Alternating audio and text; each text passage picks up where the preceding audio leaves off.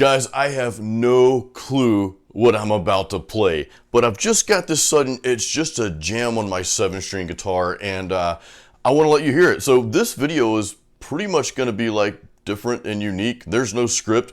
I literally have no clue what I'm about to play. Again, I'm just going to play. I'm just going to jam. Hang around after the jam session though, because I'm actually going to tell you, more about how I recorded what you're about to hear, the amp, the settings, all that good stuff. And I must warn you, this jam session is about that long, whatever number you see there.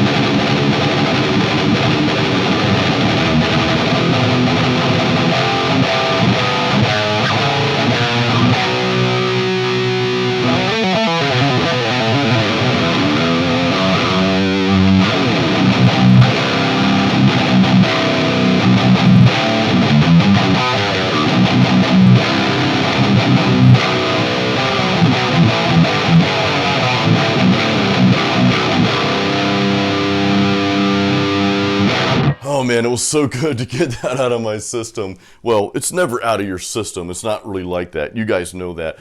But anyway, I wanted you guys to hear what my 7-string sounds like with some of the new settings on my EVH 5153 amp. I've been messing around with the metal tones, and my settings are not extreme at all. I mean, they're like really simple.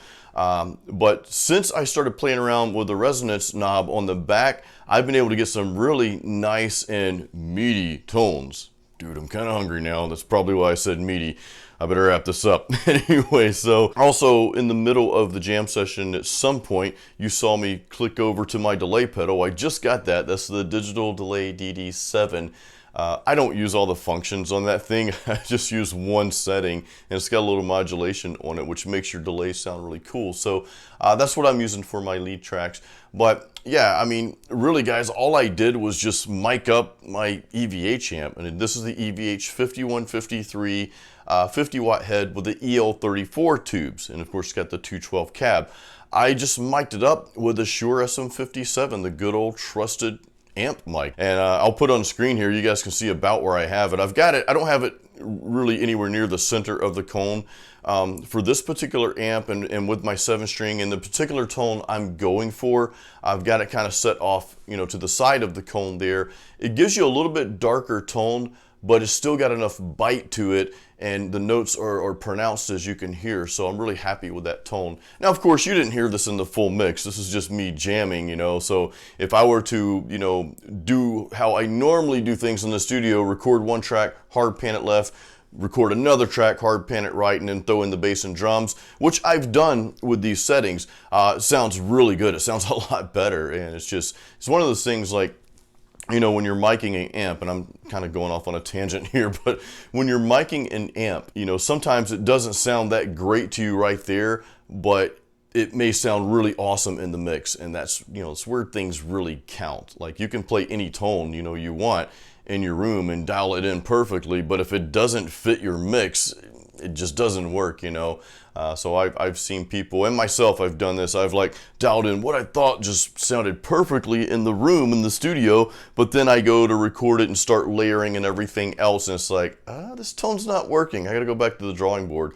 So really what I try to do though is get the rawest tone I possibly could. I didn't use any like distortion or overdrive or any of that. This is just the amp's distortion, and it's on the red channel. That's the high gain channel. In fact, and I'm looking over here at my settings, I only have the gain at like maybe a little over 7. So that's really it. It's not, I don't have the gain cranked up, and my volume's not even really cranked up that loud either. You know what I mean? So it wasn't, you know, it wasn't super loud in here. Well, it probably was kind of loud in here, but it wasn't super loud. I had a noise gate in front of it too. I had the MXR smart gate in front of it. That's just kind of a must-have with any metal amp. But there you have it, guys. I hope you enjoyed the jam session. If you have any questions about my settings or tones or any of that stuff, please drop a comment. And hey, leave a comment anyway. Don't forget, please give this video a thumbs up. You guys have been such awesome subscribers. I appreciate all of you. So please give this video a thumbs up. If you have not subscribed, do that, ding that little bell, you know, all that good stuff. Also, don't forget, for those of you who don't have this, I do have a free metal guitar practice guide in the YouTube description of this video. Guys, again, I hope you enjoyed this. It was a little bit different than what I normally do.